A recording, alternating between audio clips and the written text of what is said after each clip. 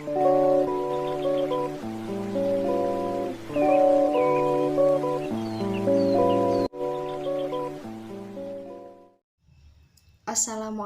warahmatullahi wabarakatuh. Saya Dewi Saroh, NIM T201910074. Saya dari kelompok 6 akan membahas tentang metode An-Nasr. Makalah saya berjudul Terjemah Al-Quran dengan metode An-Nasr. Nah, di dalam makalah saya ada beberapa subbab yang akan saya bahas di dalamnya. Yang pertama adalah pengertian terjemah Al-Quran, pengertian metode An-Nasr, langkah-langkah metode An-Nasr, sejarah metode An-Nasr, cara mengajarkan metode An-Nasr, kelebihan dan kekurangan metode An-Nasr, adab peserta didik sebelum belajar, syarat pendidik dalam metode An-Nasr, dan yang terakhir, contoh metode An-Nasr. Yang pertama, saya akan menjelaskan tentang pengertian terjemah Al-Quran. Secara bahasa atau etimologi, kata terjemah berasal dari bahasa Arab yaitu tarjama yutarjimu, yang berarti menerangkan atau memindahkan. Memindahkan apa? Memindahkan perkataan dari suatu bahasa ke bahasa lainnya. Biasanya dalam bahasa Inggris terjemah ini biasa disebut dengan translate. Kemudian dalam Kamus Besar Bahasa Indonesia, terjemah adalah proses salinan dari satu bahasa kepada bahasa yang lain. Kemudian secara istilah atau terminologi, terjemah adalah suatu kegiatan manusia yang berkaitan dengan memindahkan informasi atau pesan yang disampaikan, baik secara lisan maupun tulisan, dari informasi asal atau dalam bahasa sumber ke dalam informasi dalam bahasa sasaran. Maksudnya di sini adalah penerjemahan ini bukan hanya kegiatan memindahkan teks dari bahasa asal ke bahasa sasaran saja, akan tetapi juga merupakan kegiatan pemindahan suatu bahasa asli ke dalam bahasa yang diinginkan. Selain itu, penerjemahan juga dapat diartikan sebagai kegiatan menafsirkan pembicaraan dengan bahasa yang sama dengan bahasa pembicaraan itu, atau proses pengalihan dari satu bahasa ke bahasa yang lainnya. Kemudian Al-Quran. Pengertian Al-Quran adalah firman Allah serta sebuah mukjizat yang diturunkan kepada Nabi Muhammad melalui perantara malaikat Jibril yang ditulis dalam suatu mushaf dalam bentuk bahasa Arab dan disempurnakan secara mutawatir atau berangsur-angsur. Selain itu, Al-Quran juga merupakan puncak atau penutup dari wahyu Allah Subhanahu wa Ta'ala. Jadi kesimpulannya, pengertian dari terjemah Al-Quran itu sendiri adalah kegiatan pengalihbahasaan Al-Quran dari bahasa aslinya ke bahasa sasaran atau bahasa si penerjemah. Misalnya dalam bahasa Al-Quran itu kan terdapat bahasa Arab, kemudian dialihbahasakan oleh bahasa si penerjemah. Misalnya si penerjemah ini merupakan orang Indonesia, jadi bahasa Al-Quran yang asalnya bahasa Arab kemudian dialihbahasakan ke dalam bahasa Indonesia. Nah, tujuan dari terjemah Al-Quran ini adalah untuk memudahkan umat manusia yang tidak menguasai bahasa Arab. Hal ini dianggap sangat penting karena ini dapat membantu umat manusia dalam memahami isi kandungan atau maksud dari firman Allah yang ada di dalam Al-Quran. Selanjutnya yang kedua, pengertian metode An-Nasr. Metode berasal dari bahasa Yunani yaitu meta yang artinya melalui dan hodos yang artinya jalan atau cara. Jadi metode adalah suatu jalan atau cara yang harus ditempuh dalam untuk mewujudkan suatu tujuan tertentu. Kemudian menurut Kamus Bahasa Indonesia, metode adalah cara yang teratur dan berpikir secara baik-baik yang digunakan untuk melakukan suatu pekerjaan agar dapat mencapai maksud atau tujuan yang telah dikehendaki. Kemudian dalam bahasa Arab, metode ini dikenal dengan istilah thorik atau jalan. Jika suatu metode ini dihubungkan dengan pendidikan, maka metode yang dimaksud di sini adalah metode yang harus diwujudkan dalam rangka untuk mengembangkan sikap mental dan kepribadian siswa agar nantinya siswa ini dapat menerima pembelajaran dengan baik. Kemudian pengertian An-Nasr. An-Nasr dalam bahasa Arab berarti pertolongan. Dalam kaitannya dengan proses terjemah Al-Quran ini, An-Nasr merupakan suatu bentuk harapan. Harapan yang seperti apa? Kan arti dari An-Nasr ini merupakan pertolongan. Jadi harapannya pertolongan yang didapatkan di sini adalah pertolongan agar selalu konsisten atau istiqomah dalam menerjemahkan Al-Quran. Nah, mengingat ini merupakan proses yang lama dan membutuhkan keistiqomahan. Apabila tidak bisa konsisten, maka proses menerjemahkan Al-Quran ini tidak dapat berjalan dengan baik. Seperti itu. Metode An-Nasr dianggap sebagai metode terjemah dari suatu mufradat atau kosakata bahasa Arab dengan cara yang sederhana. Jadi dapat dikatakan metode An-Nasr ini metode yang paling sederhana dari beberapa metode yang lainnya. Dengan metode An-Nasr ini, pembelajaran terjemah Al-Quran semakin lama akan menjadi semakin mudah, karena kata yang ada di dalam Al-Quran banyak terjadi pengulangan, sehingga apabila siswa sudah menghafal arti satu mufradat di satu ayat, kemudian ketika mufradat yang sama ditemukan pada ayat yang lain, maka tidak perlu lagi menghafalkan arti kata tersebut. Jadi siswa ini masih hafal karena telah terjadi banyak pengulangan sebelumnya. Seperti itu. Kemudian metode ini juga disebut metode menghafal Al-Quran yang dibersamai dengan memahami maknanya.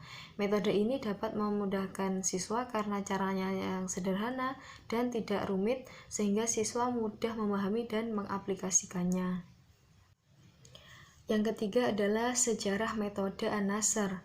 Metode An-Nasr ini asal muasalnya berasal dari Kecamatan Wajak, Kabupaten Malang.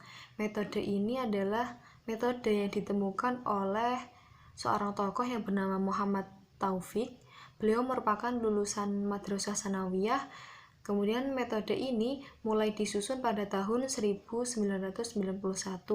Akan tetapi mulai diadakannya uji coba penerapan metode ini yakni pada tahun 2005 kepada 7 anak.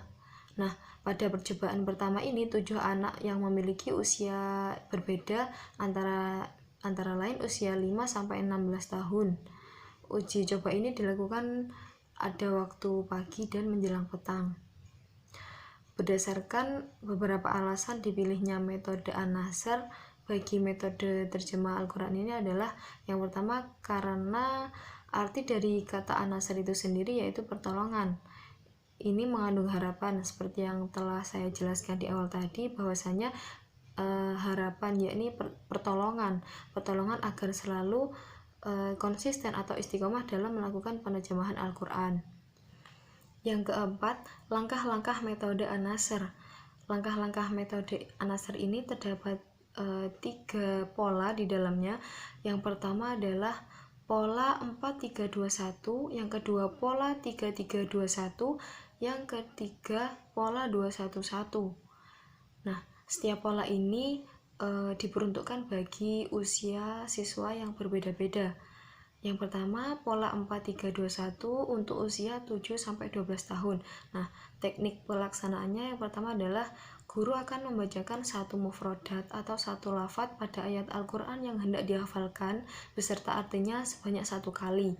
Setelah itu, diikuti oleh siswa dengan membacanya sebanyak 4 kali. Kemudian langkah yang kedua, guru membacakan mufradat selanjutnya beserta artinya. Kemudian siswa menirukan dengan membacanya sebanyak 4 kali. Teknik ini dilakukan sampai 1 ayat atau sampai bertemu tanda waqaf. Kemudian langkah yang ketiga, guru memerintahkan siswa membaca mufradat beserta artinya sebanyak 3 kali untuk setiap kata sampai 1 ayat atau sampai bertemu dengan tanda waqaf.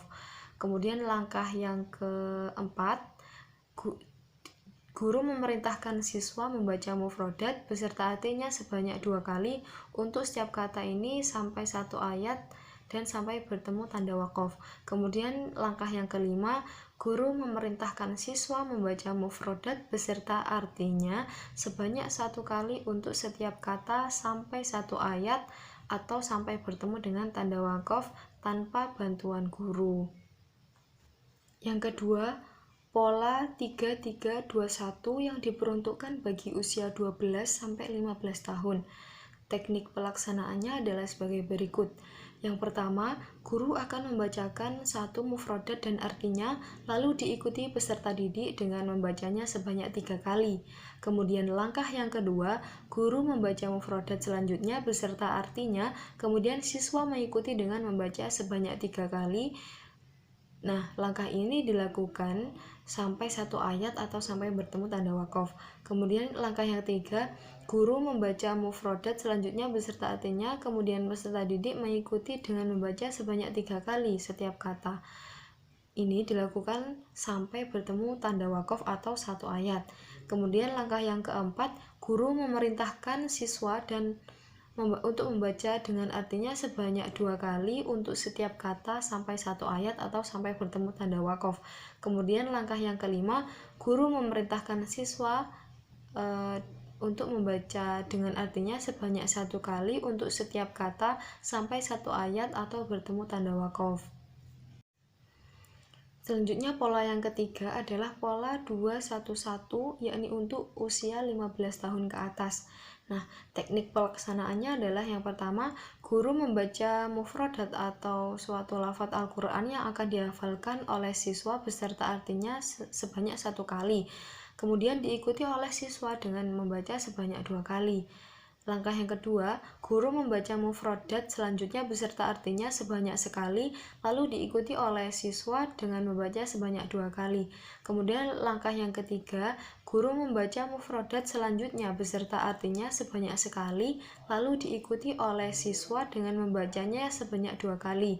Cara ini berlaku sampai bertemu tanda waqaf atau sampai mencapai 1 ayat. Langkah yang keempat, setelah sampai di akhir ayat atau tanda waqaf, tanpa bantuan guru, siswa disuruh untuk mengulang dari awal sampai akhir, masing-masing dibaca 1 kali sampai akhir ayat atau tanda waqaf. Kemudian langkah yang kelima, siswa mengulang lagi dari awal hingga akhir masing-masing mufradat sebanyak 1 kali. Yang kelima, cara mengajarkan metode An-Nasr. Cara mengajarkan metode An-Nasr ke dalam pembelajaran terjemah Al-Quran dapat diuraikan beberapa caranya. Yang pertama adalah guru membacakan Al-Quran dari ayat yang hendak dihafalkan dengan artinya. Kemudian murid akan menirukan. Yang kedua, hafalan arti dimulai dari surat Al-Fatihah dan doa-doa yang ada dalam sholat. Kemudian dilanjutkan oleh surat An-Nas, Al-Falaq, dan Al-Ikhlas sampai pada surat An-Naba. Yang ketiga, apabila materi surat-suratan pada juz 30 telah selesai, maka dilanjutkan pada juz 29 dimulai dari surat Al-Mulk, lalu ayat Al-Qalam, dan surat berikutnya sampai surat Al-Mursalat. Kemudian yang keempat, pelajaran tentang nahwu cukup dipelajari oleh guru dan boleh disampaikan kepada siswa di sela-sela pelajaran menghafal arti kepada siswa yang sudah dianggap mampu saja. Jadi untuk siswa yang masih belum mampu terhadap pembelajaran nahwu itu boleh terserah guru, intinya tidak dianjurkan. Hanya dianjurkan untuk yang mampu-mampu saja. Kemudian yang keenam, guru harus memahami cara membaca kalimat bahasa Arab dengan putus-putus per kata maupun per kelompok kata bersama artinya. Kemudian yang ketujuh, guru harus menggunakan buku panduan guru, sedangkan peserta didik atau siswa harus menggunakan buku panduan siswa. Yang kedelapan, usia murid dalam satu kelompok tidak boleh sama, namun hendaknya bedanya tidak terlalu jauh. Yang penting kelancaran membaca Al-Quran ini hampir sama. Kemudian langkah yang terakhir adalah metode ini sangat bagus apabila pembelajaran dilakukan setiap hari dengan durasi belajar antara 30-60 menit setiap tatap muka. Kemudian yang keenam atau poin F, kelebihan dan kekurangan metode An-Nasr. Nah, dalam metode ini terdapat beberapa kelebihan dan kekurangan. Yang pertama, saya akan membahas tentang kelebihannya dulu. Kelebihan metode ini yang pertama adalah dapat menerjemahkan arti per kata. Maksudnya di sini bagaimana? Ketika kita menggunakan metode ini, kita dapat menerjemahkan arti per kata, sehingga siswa dapat memahami arti dari setiap kata pada setiap ayat atau bacaan Al-Quran. Kemudian yang kedua, menerjemahkan arti per ayat. Metode ini juga bisa menerjemahkan arti secara per ayat. Jadi satu ayat langsung itu bisa diterjemahkan, sehingga peserta didik juga dapat mengetahui makna keseluruhan dari setiap ayat pada Al-Quran. Kemudian yang ketiga, menerjemahkan dengan waktu yang lebih cepat. Dengan metode ini, proses terjemah Al-Quran dapat menjadi lebih cepat karena dengan cara khasnya, yakni yang bisa dibilang sederhana. Kemudian yang keempat, menerjemahkan bacaan Al-Quran dari orang yang sedang membaca baik secara langsung maupun melalui audio. Di sini siswa dapat menyimak serta mengartikan bacaan Al-Quran orang lain saat itu juga. Kemudian yang kelima, membedakan arti kata yang sama pada tempat yang berbeda. Selanjutnya, setelah ada kelebihan, juga terdapat beberapa kekurangan dalam metode ini. Yang pertama adalah pola metode ini kurang efektif apabila diterapkan pada siswa yang berusia 15 tahun ke atas. Hal ini dikarenakan pada anak yang usianya telah lebih dari 15 tahun, itu daya ingat yang mereka miliki sudah menurun, sehingga akan kurang efektif apabila diterapkan. Kemudian yang kedua, pola yang digunakan kurang relevan apabila diterapkan pada orang dewasa, baik itu dilaksanakan dalam bentuk pembelajaran lingkup pendidikan formal maupun non-formal. Kemudian yang ketiga, tidak memperhatikan tingkat hafalan siswa yang berusia dewasa. Mengingat metode ini lebih menekankan pada teknik hafalan dengan cara mengulang-ulang lafaz atau ayat Al-Quran beserta artinya.